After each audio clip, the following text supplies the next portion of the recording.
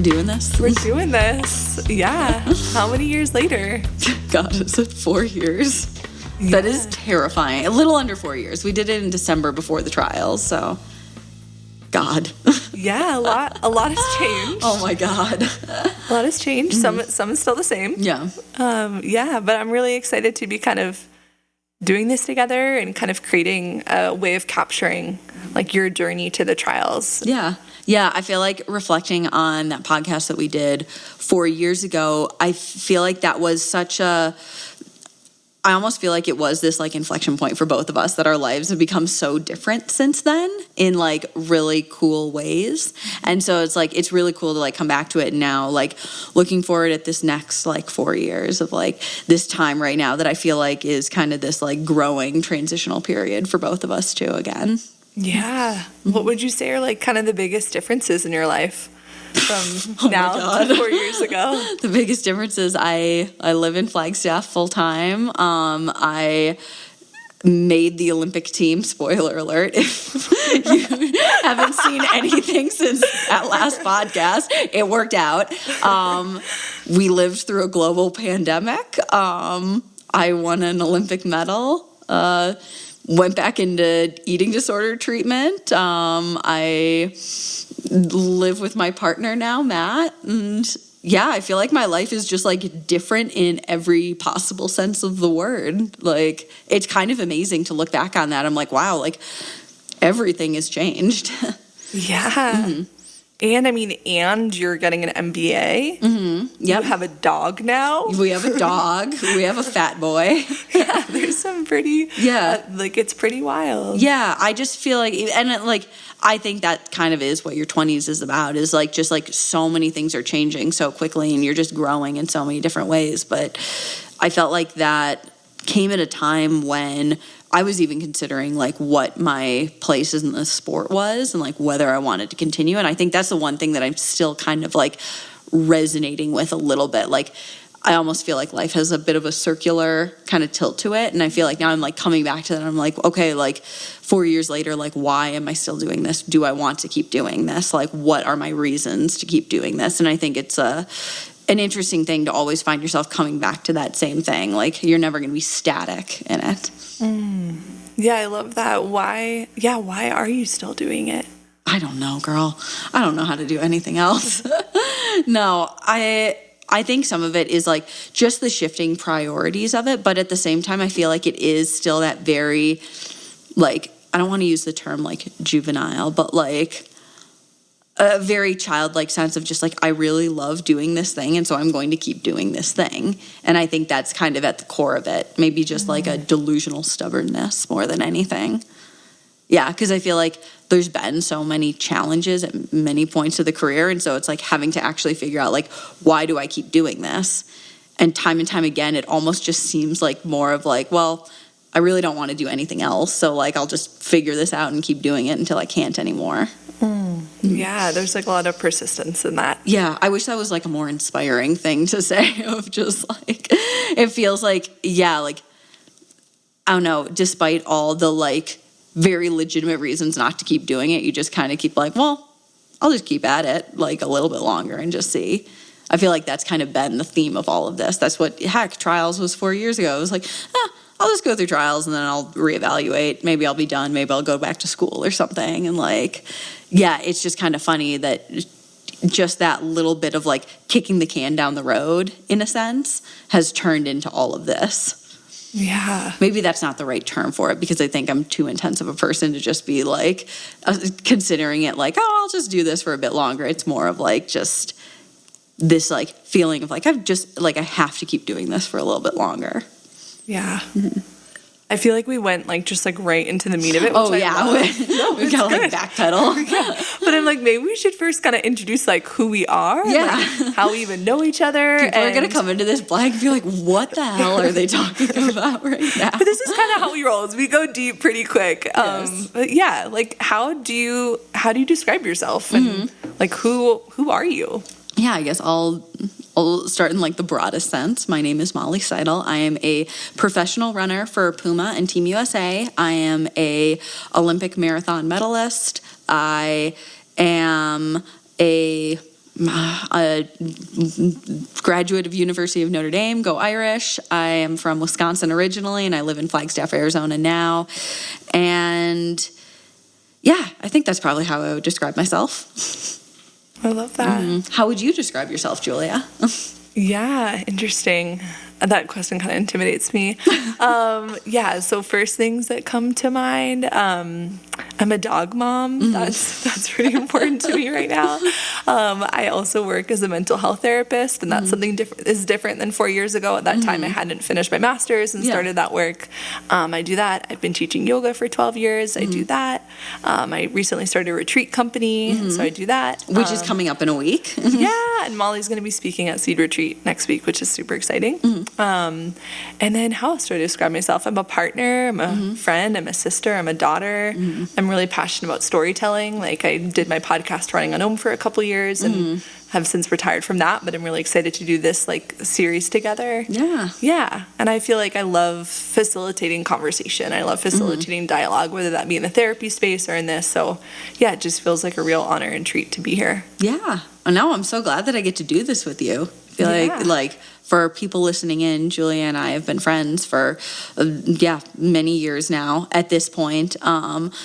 And it's been really cool to watch you grow into this space of you were doing Running on Om when we first met, and you've moved into more of the therapy space now, and really grown in that and worked so hard over the last few years to become a therapist. And so it's really cool now to see you returning to this podcasting space, because that was my introduction to you, of just listening to the podcast and fangirling and loving the pod. Oh yeah, I listened to it all through college. I would listen to your episodes with you and Abby and just absolutely fangirl. And so when the first time I met Julia was we did a speaking thing together at Tracksmith, the first week or two that I had moved to Boston, and I was fangirling so hard. I just would like you to know that. So it's really funny, that we've gotten to grow into friends from there, because it just started out as me just being a fan. Yeah, and then we had a rock climbing chapter together. Yeah, because I feel like we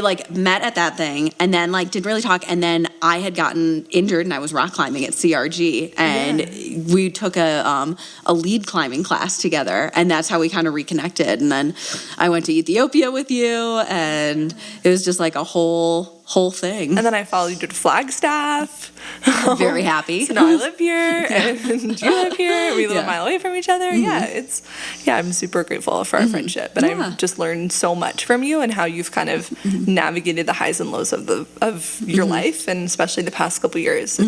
I learned so much from you. Yeah. So I'm excited to get to do this podcast now here with you, as someone who started out as a fan of your podcasting, of now getting the opportunity to kind of document the next few months, especially. So right now it's August 2023, and the trials are how many months away? They're 6 months away. 6 months away. Oh my God.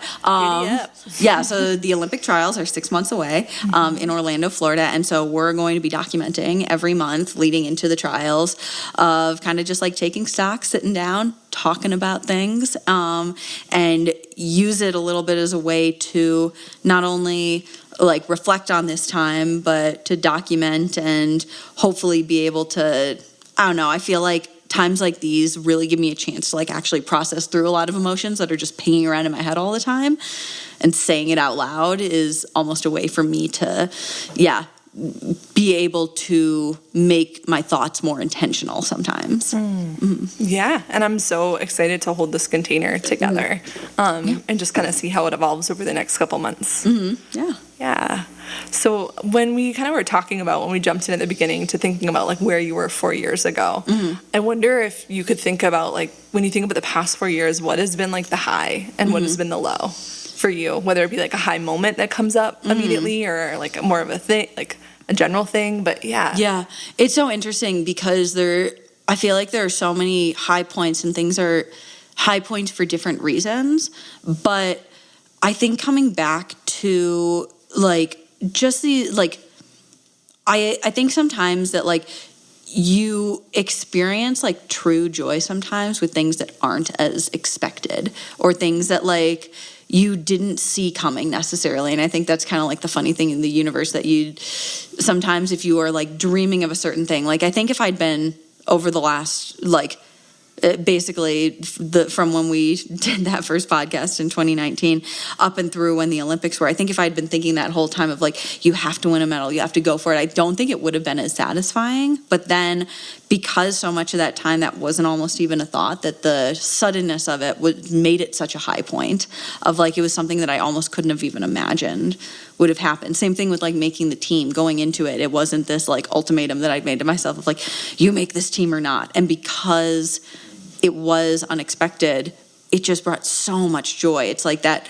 almost like crazy rush of just like, oh my God, this is incredible, rather than the like just relief that it that you were able to do it. I was just listening to Alyson Felix on Armchair Expert, and I listened to it this morning. Yeah, it was, and I like that hit so hard of like when you are like, when you have that goal of like trying to go for it, and it's like sometimes it's just that relief of just like not failing versus like this, oh my God, like I did that. I feel like that's what made trials in the Olympics such incredible high points, because it wasn't that it came out of nowhere, but it was just that like incredible, like shocking nature of it. Mm-hmm. Yeah, when you went into the Tokyo Marathon, like, was the goal to podium that day for you? When you say like being almost like shocked and surprised, like, or was the goal to just like show up? Yeah, I think it's funny because the goal like shifted so many times. I think going in, I was very happy just to be there at first, and I was confident in the training, how it had gone. But I think like it's just the marathon is such a hard race and so many things can go wrong in 26.2 miles that you could be the fittest person in the world and something could still go to shit during it. So it's like, I feel like I went into it thinking like, okay, there's a possibility that this could happen, but I don't know if I'm just being delusional or whatnot. And then over the course of that week with Alyson, like, who was my teammate for that, who was coming in injured, she like just shifted into like support mode. I think she knew that she wasn't going to be finishing that race. And so she just like was so supportive that whole week and really pumping me up. And like the first night she got there and we shared a room and she was like, you can win a medal at this. And I think like that was the first time that I really like started to believe it, to like basically the night before the race talking with my brother and sister and saying like, yeah, like I'm going to try to go for it tomorrow. Like I'll try to go for a medal and just see what happens. And so I think it was there, but it's like just it's always kind of a shock when something big like that happens because you just never know. You could do all the preparation in the world and it still might not work out. So I think you need to be so grateful that things can work out. Just the randomness of the universe will like point to everything going right, because so many times it just won't. Yeah, it was. I listened to our episode that we did together this past week, and like in preparation for our conversation now. And you said something that was so potent. You said, "Nothing bad lasts forever, and nothing good lasts forever." And I feel like it's like you winning an Olympic medal was so huge, but like it doesn't last forever. Oh, exactly. Like, and if anything, it lasts for a much shorter period of time than people think. Like, yeah, I think you return to reality very, very quickly, and if anything, it's almost like harder after that because you expect to be, I think more than anything, with every, like, with the mental health challenges that I've gone through and whatnot, I think I expected that if I accomplished something that big, that by the time I accomplished it, I would be the kind of person that wouldn't deal with that stuff anymore. And so then being at the Olympics, still very much dealing with an eating disorder that hadn't gone full off the rails again yet, but like I was in the thick of it in Tokyo, and then winning a medal, and it was this cognitive dissonance of like, wait, like I'm still this incredibly flawed person that has is really not in the greatest space right now, but I just accomplished my greatest dream. How do I make these two things live in harmony in my brain? And I couldn't. It broke me. Like, I think the next few months, I never processed just what that shock to the system did to me, and it just completely unwound me. Yeah, I remember seeing you, like, the week you got home in your backyard, and, like, it was like you had your medal, but like there was like also a sense of like grief and sadness. I remember it was, and like it was just like this rawness. I remember seeing you at like, yeah, it's such an interesting thing because I think afterwards, like I had to, like, I don't get me wrong, I was so excited to win the medal, but it was also this very difficult feeling of I have to project this air of excitement and happiness. And I think the people who are close to me could see through that a little bit. But yeah, to the public, you had like, everyone's like, oh my God, are you so happy? Or like, you have to like almost play act at this image of what people expect an Olympian to be. And I saw it happen to so many other Olympians around me that it's really, really hard of like, just the coming back from it, being in that weird, stressful space of not only being at the Olympics, but the Olympics during a pandemic. So a huge amount of mental strain, and people dealt with it in varying ways. But I think it's a lot harder of a thing to process than a lot of people expect. And it's not necessarily this overwhelming joy, which I think is okay. I think that's what life is. It's being able to deal with the dichotomy of things. It can be the greatest moment of your life and also a very difficult time. And that doesn't make any less of either of those experiences. But I think it's a very nuanced idea that, hasn't really broken through the perception of what the Olympics is. Mm-hmm. Yeah, so well said. Mm-hmm.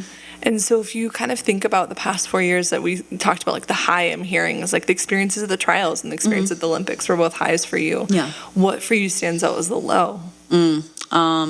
Basically, when I just kept like going deeper and deeper down the hole after the Olympic experience and never really dealt with it. Eating disorder just got like full relapse and just kept hiding it because of what the perception was. I was supposed to be portraying this image of overcame eating disorder, accomplished big things, life is great and everything's good now. And that just did not match up with the reality. And I had to, frankly, just hide it from everyone except for those very close people to me for a really long time. And the strain of it just like, I just kind of unwound, had to pull out of the Boston Marathon with a hip injury. And then I just spiraled from there and had to pull out of the world champs, and I went into eating disorder treatment after that and have been kind of taking the last year to just just repair everything that broke so hard, and honestly, like frankly, just have to become a different person. Yeah, which is tough, but it's worth it. So do you feel like now, because I feel like right now you're in a really like integrated place right now, just in your life of like super like stable and strong. And do you feel like now is like a return to self or like a rebirth? I almost feel like it's more of a rebirth because I think I've just been so unhealthy for so long and never really learned the right way to handle things. I think we were talking about this the other night of just like, I feel like for such a long time since college, but even before then, because I've dealt with eating disorder stuff since I was a kid. I think a lot of my running has always come from a place of like pain, and which will not make sense to a lot of people because I think the public sees me as this very like happy-go-lucky, drink a beer for me girl, and I don't think that always rings true. There's just coming from a history of shoving down mental illness, shoving down a lot of the trauma that I've experienced, and using that as the fuel to run faster. And so over this last year, just figuring out that I can't do that anymore. It's just not sustainable. And if I keep trying to do that, I'll be out of the sport. And so it's like trying to figure out a new way to push myself and to be in this sport when it's coming from a place of happiness and joy rather than pain all the time. Pain or anxiety or fear and stuff like that. And I'm not trying to like wallow in it and be like, it's only ever been bad. But like, I think like if I'm honest with myself, that has been too much of a fuel for way too long. And I just don't want to live like that anymore. And to not live like that, it's not just like, I need to just change some behaviors and then I'm okay. I think like it was realizing like if I wanted to be over this eating disorder, I have to be a new person. And that's really hard to grow into a new person. Yeah. What do you feel like has been a part of your journey into like this new person or this new? I think realigning priorities a little bit, of figuring out the things that are important to me. And I think for a long time, my priorities were just run as hard as you can right now, because you don't know how long your body's going to last. So you got to burn it all to the ground, and don't let people in, and just like, you got to do this solo. You're going to be alone forever. And so just like hammer it out now and pick up the pieces later. And that works for short stints of time, but it doesn't really work for long-term health. And I think that kind of reflects itself in this like boom and bust cycle that I've had in my running career of like, yeah, like win a national championship, do nothing for 2 years. Win 4 national championships, do nothing for another couple of years. Make the Olympic team, totally bottom out. And so it's like, I need to find a more sustainable fuel. And so I think like being able to realize like, okay, like healthy body and like sustainable body, not just this like play acting health that I've learned how to do really well through multiple courses of ED treatment. But like actually living it and believing it and doing it. I think connecting to people and having those people, like honestly, like getting in my relationship with Matt, who's my partner who I live with, that was a big like wake up call for me, just realizing like I couldn't, me with an eating disorder and being in that like very shelled up state, just couldn't be a partner to anybody. Like, yeah, I think that was probably one of the big impetus for actually starting to change last year, and like legitimate change, not the halfway change that I think I'd done on the previous occasion. So yeah, sorry that was like a really long answer.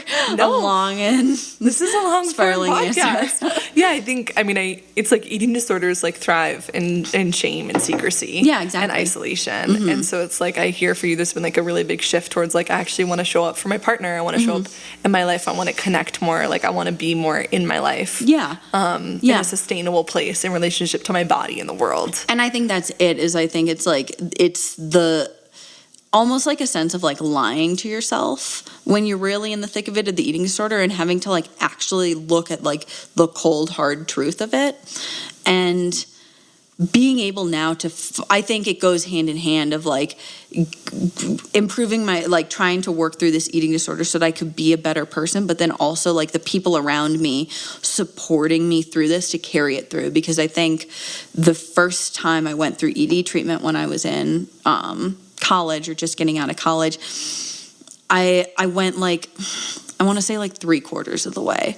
And I was like kind of there, but in that space where it's just really, really tough and you're in the thick of it, and it's so easy to revert back to what you know, and not go a full revert, but like just enough that I could be really good at running again really quickly. Of like, it's really hard to go all the way and work through that scariness of not knowing what's ahead. And I don't think I had the support network around me last time to do that. That once I went back into competition, I just fell immediately right back into it, especially with the pressures of being a new pro and being on a pretty unhealthy, like, just like in an unhealthy situation. And so now having this support network of John, my coach, and Matt, my partner, and like just you here in Flag and all of these people around me that really support a healthy lifestyle and want to see me heal, it's like, okay, like I can continue this to the end point of it and not just need to fall back on old ways to scratch that itch right away, if that makes sense. Yeah, very much so.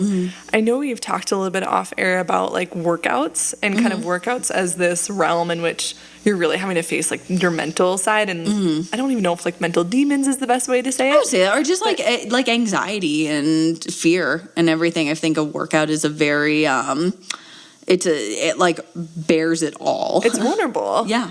Yeah, and I'm just wondering, like, with being in recovery right now, how do you notice almost like if we've talked about like the fuel, it sounds like for running for the past amount of time at times has been fueled, I'm hearing from you, by like more disordered like thoughts or feelings or conception of yourself. And now it's like you're in this new chapter. You're like, I'm actually feeling this from a different place, from joy, from connection, from sustainability. Yeah. How do you feel like that then kind of expresses itself through your workouts? Yeah, it's definitely been harder than I thought trying to figure that out, because in the past a lot of that fuel came from not like not only some of that like self-hatred and just anger, but also from just a straight up untreated OCD obsessiveness of just like, it was never difficult to find the motivation to do things because I was just letting the obsessiveness rule me.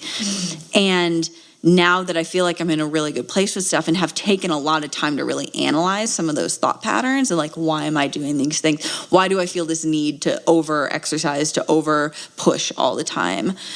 I think once you realize that, it's a little bit harder to use that as the fuel still. And so it's like having to find a different source of fuel, of like finding like what inspires me. Why do I want to keep pushing? When you get to that part in the workout that inevitably will come where it just really sucks and you can back off or push forward, figuring out what that reason is to push forward. And that's been a difficult thing to figure out, especially just because I've been dealing with other health stuff that's made running really painful.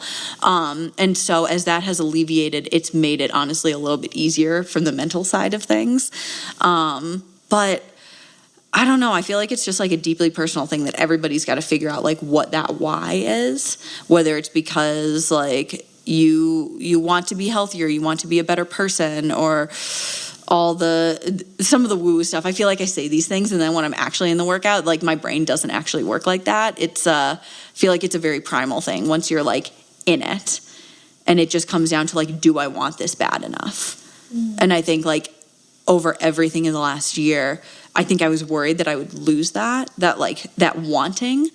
And I think it's ebbed and ebbed and waned a little bit, but now the wanting of what? It's so tough because it's almost like just this feeling, like I've like this feeling that I've like had in me since I was like a kid of like not knowing why you want it, but you just know. It's like you just want it like so badly.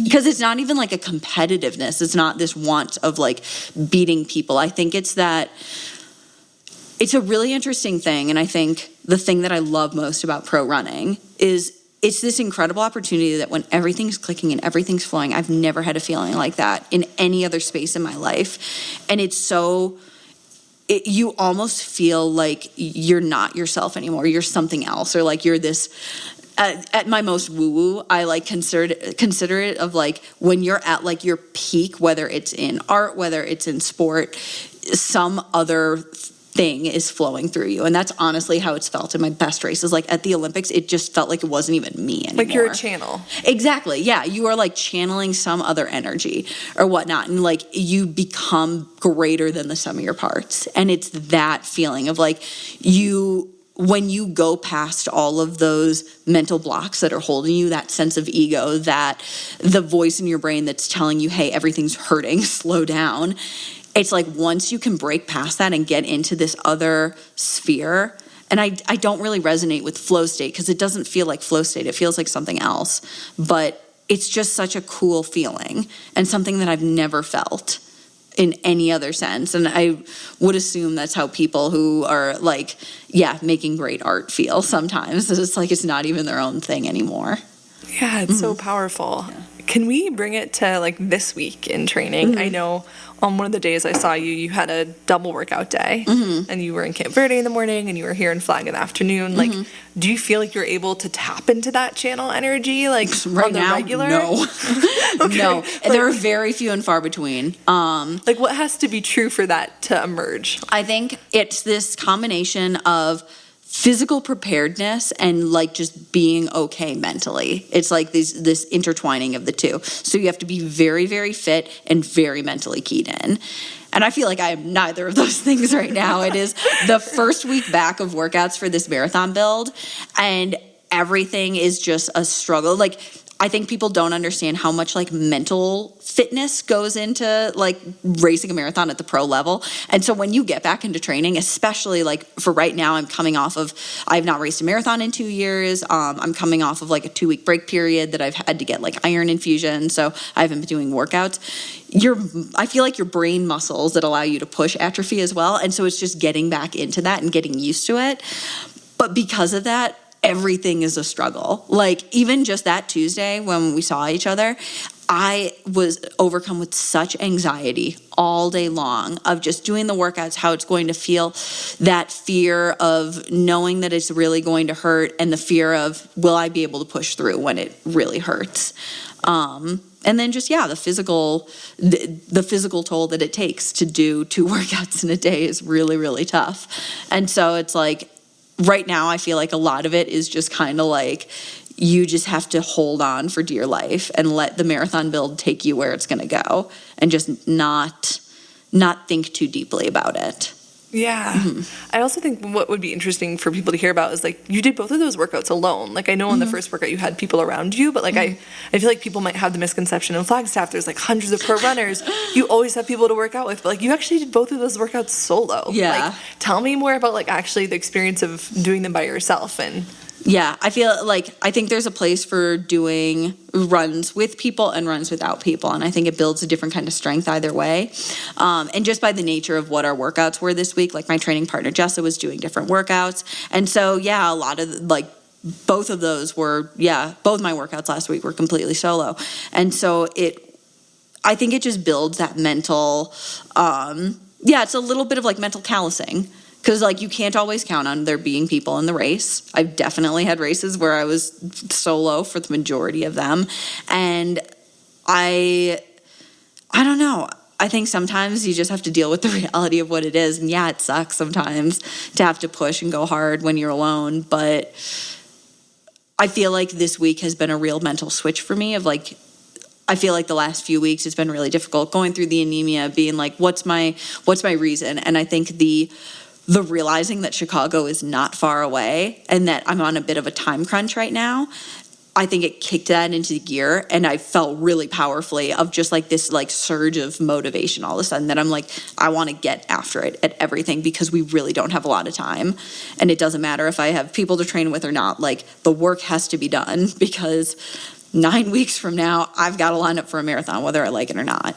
Yeah. So how do you feel, like, I hear the time crunch about Chicago, but I also hear we've talked about offline, like, needing to be sustainable and, like, not burning it too hot. Like, exactly. In these next 9 weeks. Like, how do you feel like you're going to hold yourself back? Or how do you feel like you're going to be able to find that balance for you of, like, pushing it, but not overdoing it? I think the last 2 years have been probably the best instruction of that, of just seeing what happened. Like, I think once you repeatedly push yourself and break yourself enough times, it starts to actually get through your skull. And I think I'm at that point that I'm like, I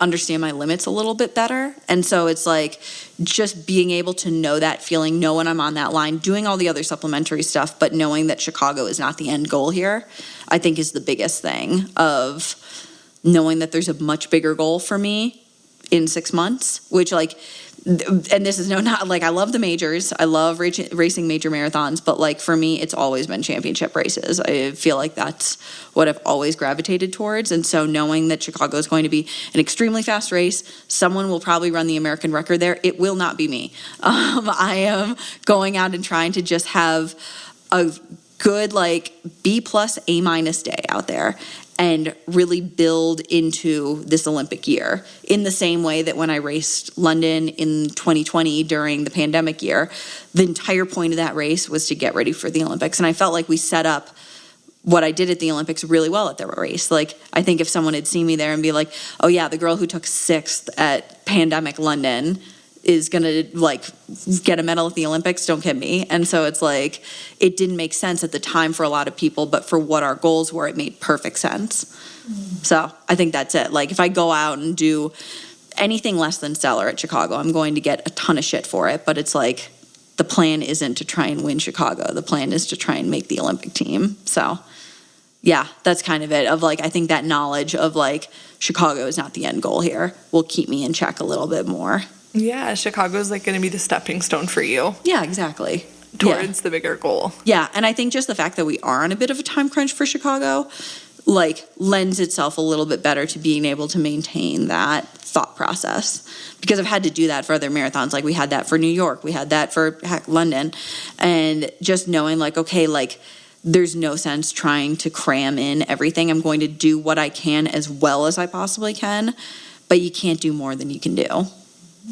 I know that sounds very childish to say, but it's or like very obvious. But it's like there's only so much. Like I run twice a day every single day. Like what am I gonna do? Run 3 times a day? Like yeah, I can't. Like I feel like I've got my process down, and I'm not gonna like try to eke a little bit more water out of this stone because I know how that ends. That's what we tried to do for World Champs last year, and it ended very badly. Yeah, and I know something you shared about on Instagram yesterday was like the integration of more strength and mobility into your training and how that's brought up. Oh, were you able to see that post? Because it was sensitive content. I'm amazed you were even able to see it. We need it. Like what happened? Somebody had to have reported it. Okay. I was just so shocked by that. I'm like, I'm wearing literally like granny panty spandex right now. Like, what is... I don't even know. I don't know. I was like, Matt took such beautiful photos of her. I loved them. And I loved also just like, they were like, you just like doing your thing. I loved how just like real they were. Yeah. I feel like sometimes when people take photos of people in gyms, it can be like super curated. Super staged. Well, that's why I feel like it's nice having a professional photographer as my boyfriend, because it makes it like Matt will just like come to things and shoot photos. And I like... it has become like it's just such a casual thing. Or even like Matt came along for the long run today, and so it's like I'm enormously grateful that like I have all these ways to document these runs without it having to feel like a staged thing, which so often things are in running. It's just like all photo shoots and whatnot, and so it's like it's really nice just feeling like they're actually real photos, because like I'm not gonna pose for him. Like yeah, but tell me a little bit about how like mobility and strength, how it's felt to integrate those in a different way right now for you. Yeah, no, it's actually been great. I feel like so about probably a year ago, Puma sent me to this doctor out in Germany that I've now worked with for the whole past year, and he was like instrumental for making sure that my hip was okay, because my hip was really, really messed up. And part of his like process is like full scale. He does like medical treatments, but it goes hand in hand with like just all around mobility, like joint functionality kind of stuff. A very, it's like functional strength. I know I'm probably mangling the words on these, but like making sure that the joint capsules are moving well, because running just locks you up in a way that like other sports don't necessarily do. And so I find that just keeping that active mobility is such a key part. And so working with those guys, I go back over to Munich every few months. I'm going back over in about 3 weeks right after Falmouth. I felt like has been so like just holistic. I feel like I never approached weights like that before. And then also like as part of it too, like I think since college I've had this very like just pounded into my brain, like you have to limit the amount of weights that you do and the amount of strength training you do, because otherwise you'll bulk up, you'll be too heavy for running. And I'm already a very injury-prone runner, so in the times when I back off of weights most, that's the time that I'm most likely to get injured, because you can't just run. That's nonsensical. So yeah, I feel like going through ED treatment is like coming to terms with that, of just like, yeah, I don't know, I feel like a lot of the theme of this build into trials and over this next year is just like I've just got to be okay with what my body is. Like I've been spending my whole life trying to manipulate it into something else, to form it, to want it to be something else, and work so hard to make that happen, and it's just not working. And so it's like, okay, like I just have to kind of accept the reality of like that I'm never gonna be 5'8" and long and lean. Like I'm always going to be 5'4" and pretty stocky and muscular for a runner. And so it's like, okay, what can we do with that?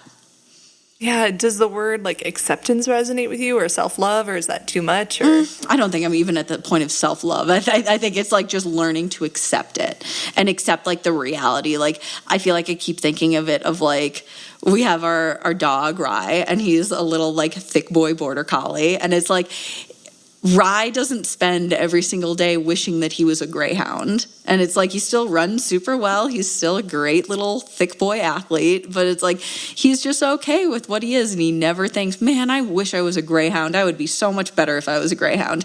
And all I do is spend all day long wishing I was a greyhound. And it's not going to happen. Yeah. And so I think thinking of it that way, of like just because you're born a certain way is not like, I don't know. I've been able to have success despite the fact that I don't see myself as this like epitome of a runner. Maybe that's sometimes what like messes with my brain so much, is like I see the women around me or the Kenyans around me and I'm like, why don't I look like you guys, forgetting the fact that I'm running with them? Yeah. And you're beating a lot of them? And I guess that's it. And so it's like, it's almost once you start like overthinking it, and I think that's what happened a lot over these last 2 years. I like kept trying to like quantify I'm like, how could this happen? Like in the same way that like, yeah, like a bumblebee isn't supposed to fly, but it's somehow flying. And like, I almost feel like I'm that bumblebee, like questioning why it should be flying and then it can't fly anymore. And so it's like, it's sometimes like that of like, I just have to trust that it's going to like work out. Maybe that's what faith is. It's just the completely delusional belief that it's going to work out even in the face of all the evidence to the contrary. Yeah, so I don't know. I feel like it is like this, like learning to just accept and do it anyway. And no matter how much anxiety that I have that things should be different, that I just have to be okay with the way things are and trust that it'll work out anyway. And it might not, and that's okay. Like life doesn't always give you what you want, but like I have to live with this body for the rest of my life, and I'm kind of sick of just like constantly trying to destroy it. So like maybe that's it, is just like wanting to be able to like be okay in this body that I have to live with forever. Yeah. Yeah. Even if it sacrifices short-term running goals or long-term running goals. I don't know. I think that's the scariness, kind of like when I said of like the getting 3/4 of the way through ED treatment and then reverting. It's because the going forward is terrifying because you don't know what the result is. If I revert now, I know that I can go back to a place of running really, really well for probably 2, maybe 3 years max, and then just be right back in the same place that I am. And I'm sick of that cycle. And so it's like, okay, I have the choice of going back to what I know and busting again, or going forward, and yeah, it might not work out. I might not get to be the same pro runner that I was, but it's like, it's worth a shot. Mm-hmm. Yeah, so I don't know. Yeah. I think that's some of it. Do you see yourself wanting to run pro for how long do you see the path forward? I don't know. I feel like I'd keep assessing it every few years. I've told myself in a way, like, if I can, like, if my body holds up and if I can do it, like, I'll go through LA. And that's like, granted, like you don't know if you're going to make Olympic teams. The U.S. team is so good, but setting that kind of as a sight, like I would be 34 by then. I don't know if I want to do this till I'm 40. It's really, really tough on my brain. Like being in this world is really, really tough. It's just constantly triggering. And so it's like, I love this sport. It might involve some sorts of like transitions, like exploring different ways to do this sport, because I love the running aspect. It's the uber competitive pro road running aspect of it that can sometimes fuck with my brain. So I don't know. Right now I keep telling myself, do it through LA and then you can be done and have your whole life. But I know if things are going okay, I could get there and want to do it longer. If things aren't going okay, it might be earlier than that. Who knows? Yeah, you speak to like the uber competitive road running part of it. And I feel like in Flagstaff, you're surrounded by a lot of your competitors. Mm-hmm. And what is that like? And I know, even tell us about your long run this morning. Like, what was that like? It's such an interesting dynamic because, like, in certain ways, like, I love it in so many ways of just, like, having this community here in Flag of people that, like, I am legitimately friends with. Like, it's really nice to be able to have these people who are like, yes, we will compete very hard against each other. Like, when trials comes, we will be at each other's throats. But it's like, we are willing to, like, set that aside and train together and have fun and actually like legitimately really cheer for each other in those other times, which is really nice. It can be really, really hard if not everything is going perfectly and you have to watch all of this going on around you and not get to be in it. Mm-hmm. Like Flagstaff running is amazing when you get to be within it. It sucks when you're outside the bubble, or if you're in the pool, or if you're going through eating disorder treatment. It's like, it can be really, really tough sometimes. And so I think it's part of it is like cultivating a community outside of the running side as well. Yeah. Would you feel comfortable sharing about like your long running experience? Oh, this morning? yeah, I feel like yeah. it was just funny. Yeah, it's so basically yesterday I was shaking out on near my house, and I ran into Alyson, and who was my teammate at the Olympics. And Alyson is one of the hardest workers I've ever met, and like this girl goes hard in training. So I'm like always kind of worried of like doing runs with her, but I'm like, okay. She's like, no, we're going. Don't worry, I'm very tired. We're going very easy tomorrow. And my dumbass believed her. And so she was going 20. I was going like 21. So we got 10 miles out. We had been hauling and we flipped and it just like goes silent. And Kellen, who is her teammate, just starts absolutely pounding. And like for her, it's probably not even pounding. She's just running her normal long run pace, but they trained so hard and Allie went with her. And they were probably going like 6-minute pace, 6:10s. And Jessa and I just like shared a look, Jessa, my training partner, and yeah, shared a look, and we were just like, no, not today, Satan. Like, we got to back it off. And so I'm grateful that I have those different options of like, if I was feeling really, really crisp, like maybe would have gone with them, but that was not the vibe today. And so I'm really grateful that I have someone else that I can go, still a very good clip. I think we closed in like 6:20 or 6:30, but like, yeah, just having different options. And I think that's what's nice about flag. There's always someone who wants to push on the day, and there's always the people who want to hang back, and being able to choose where you need to be on that day, I think is the key. I feel like it's not like nobody's trying to like kill each other. It's more of, and that's the thing. I don't think like what Alyson and Kellen, it was not like a big dick contest or something. It was legitimately just them being like, hey, we're feeling really good today. And honestly, I feel like that's the best thing in running, to be able to like have like, not have ego attached to it, like be able to let them go and just like, hey, like they're feeling really good today. Yeah, let them go run hard. And like, I'm just going to do me. Everybody just does them. Yeah, and you'll have your days where you're feeling really good. Yeah, and that's the thing. I think we talk about that in workouts too. I think the big thing is like communication sometimes of like, it's not always going to be your day, but sometimes you do. And just like communicating of like, hey, like I want to take these reps a little bit harder, and not, I think that's how you keep it from becoming like a really toxic thing, which I think in specifically women's running, it can become really quickly because we tie so much of our identity to this. So it's like, oh, that person thinks they're better than me. They ran faster. It's like, no, they just felt like running faster today. Like that's literally all it is. Hell yeah. Yeah. So I know you're a big reader, like probably one of the biggest readers I know. And I need to be reading more. We should ask Matt. Yeah. And I know you also listen to pods, and I'm just curious, like, what are you consuming right now, or what is inspiring you? I'm doing a lot of nonfiction right now. I've got 2 dense boys going on. I've got The Dawn of Everything, which is a absolute tome for like basically anthropological theory. And like evolution of human societies, that I've been working on that one for a while. It's really, really big. Just some light reading. Just some light reading. And then Thesis Notes on Complexity, which just came out, which is basically, he is like I want like a cell biologist who wrote a book on complexity theory, which is legitimately one of the most fabulous books I've read in a while. Everybody should read this book. It like intertwines like science and religion and just like philosophy. Like the guy's a genius. Everybody should read this book. How did you hear about the book? It was on Armchair Expert. He was talking about complexity theory on Armchair Expert, and I've heard of it before, and his explanation of complexity theory I think was the best that I'd heard, and I was just really intrigued by it, and so I started reading the book. They convinced me to buy the book, and I don't know, I feel like it's just a really deep, thoughtful book in a way that I haven't read in a while. Of like really, I'll like read a passage and just need to like think about it for a bit. It's really, really cool, but not dense in a way. Like it's just a tiny little thing.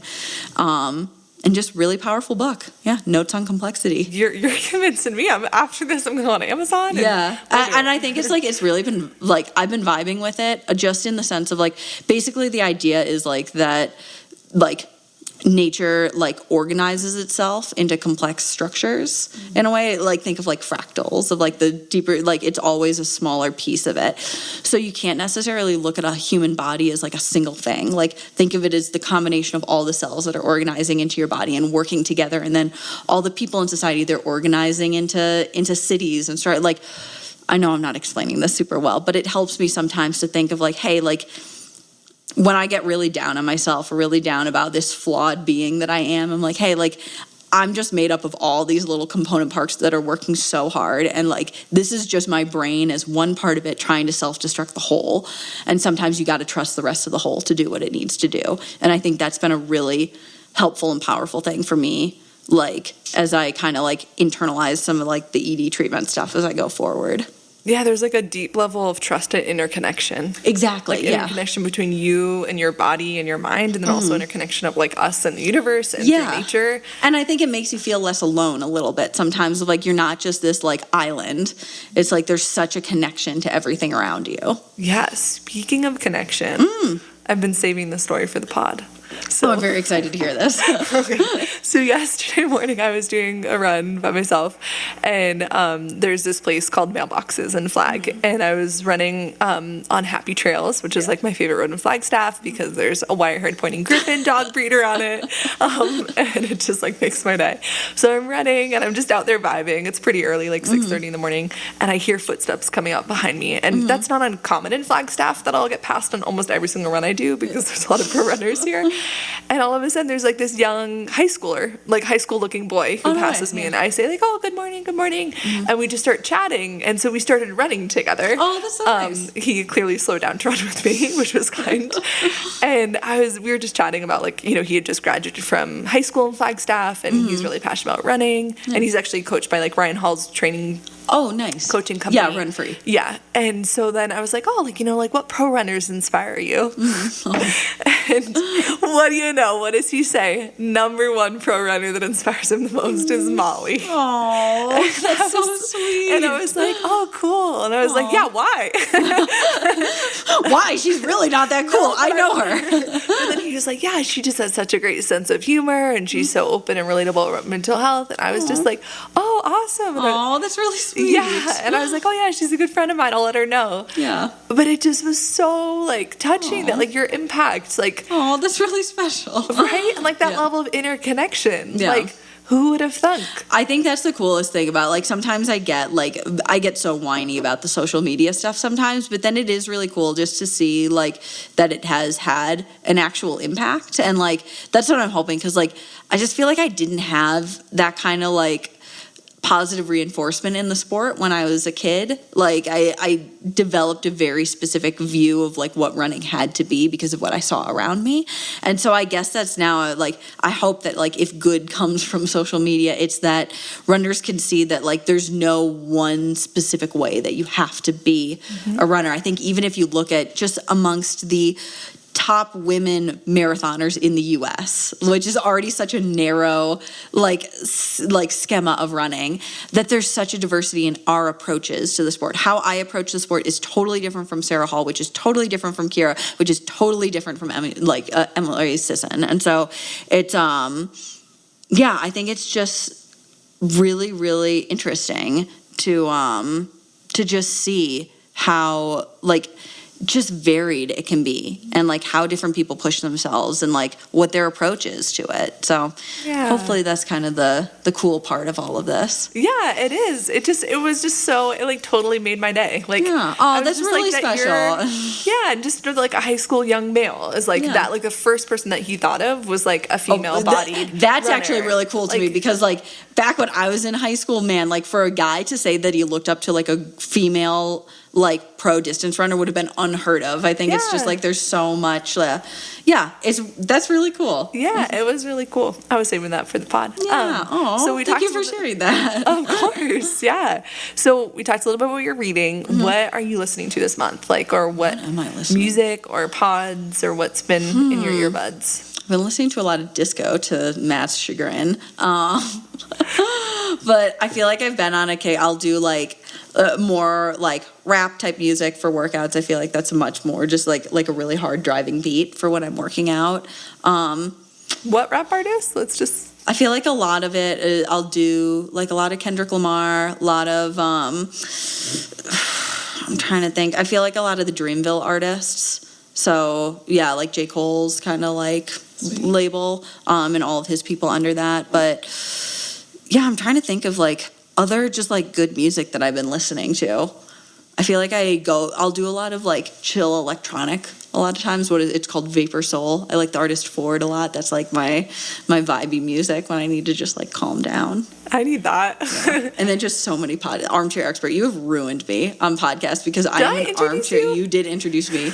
You introduced me with Armchair Anonymous last year when I was injured and biking, and you were like, you know what you should listen to while you're cross training? Armchair Expert. And I am the most rabid fan. I'm the biggest armchairy. I listen to every one of their podcasts the second it comes out. It's so good. And I'm still, whenever they want to invite Molly on the pod, which hopefully will be soon. That is the dream. It's going to happen. If anyone has any connects who's listening to the Armchair Expert podcast, reach out. I'll clean up my act talking. I'll make sure my voice sounds really nice. That is like the absolute dream. I admire those guys so much. I just feel like they're so real. The conversations are so good. Yeah, I'm always just wildly entertained by everything. Did you listen to Naked in Public? No, I haven't. I lied. I haven't listened to that one away. Yeah, it's good. It's funny. No. So what does this next kind of month of life of training look like for you, and what do you feel like are kind of like, whether it be your intention or your goal, or like what are you keeping with you? So at the front of your mind. Yeah, the next month is going to be a little bit. It's a lot. So basically, we're like trying to really get in a lot of training quickly. Get ready for Falmouth Road Race, which is back in Boston, or not Boston, sorry. I fly into Boston, rent a car, drive down to Cape Cod, and it's a great 7-mile race right along the coast. Love that race. I'm going to use it more as a workout just because I'm still pretty undertrained because we only just started. So do Falmouth kind of as a workout, use it as an excuse to see Boston friends. Fly directly from there to Munich, go see this doc, do a tiny little like Munich stint. Izzy then flies into Munich, and I'm going to grab her with the rental car, and we are going to drive down to Chamonix in France, meet up with Matt and a bunch of our other friends, and we've rented out a chalet in Chamonix for the UTMB Ultra Tour de Mont Blanc trail race down there. It's like the premier trail race in the world that Matt is going to be shooting. I'll use that as a mini camp down there. There's like a tiny, weirdly shaped little track in town. So I'll do some of my training there, come back and race the US 20K champs on the back end of that trip. And then it'll be head down, train for Chicago. Sorry, I feel like all my answers are just like these rambling, long answers. No, this is the point. This is for us to ramble. Yeah, but so it'll be kind of like a lot, just a lot of transitions. Stuff. It's a lot of transitions, which I feel like sometimes is helpful for me to learn to deal with just the uncertainty sometimes. I feel like when I'm in flag, things are so like controlled here that it's sometimes nice to just get thrown into just the chaos to practice that of like, okay, how do you work on all your shit while everything's in flux? Yeah, so what would you say would then be kind of for you top of mind, like either an intention or kind of like your goal, whether it be training mentally or physically this month? I feel like my intention for this month is this thought pattern that I've been trying to cultivate of one, just like giving a shit, just really working hard and caring about the little things that sometimes I let the anxiety win, and I pay too much attention to the things that don't matter and not enough attention to the things that I actually can control and do. So just being really diligent with these little things and giving a shit about the little things. And then even like just my mentality in workouts, really giving a shit about how my brain is approaching workouts so that I'm not leaving anything on the table mentally. Like, I think it's one thing to have to tap out of a workout because your body is just fried. It's another because your mind isn't there, and that's what frustrates me.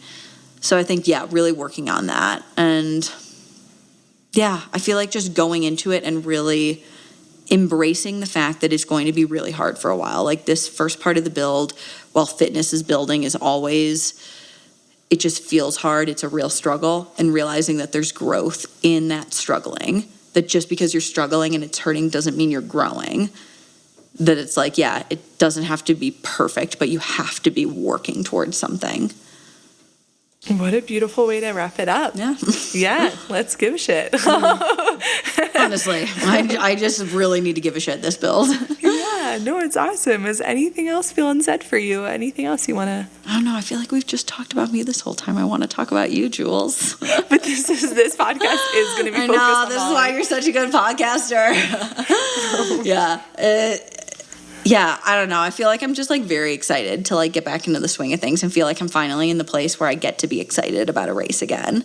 Like there's that fear of like Chicago is so close, but also just that, holy shit, like Chicago is so close. And like getting to race a marathon just makes me really freaking excited. And I think that's how I know I'm like in those times when I wonder like, man, like, am I just done? Like, is this just it? I'm like, no, because I still get really excited to do this. Like, I think when the time comes that I'm not excited, that'll be it. Yeah, the fire is still there. Yeah. So we'll see. Awesome. Well, we'll get to talk again in September. Yeah. We'll see you then. I'll give you an update on all of my travels. Good luck with all of those. Hopefully there's no flight cancellations. You don't get stuck in Boston again for 3 days. Thank you. Yeah. Well, hopefully not. I can't look at that airport anymore. Oh, love you, Jules. Love you too.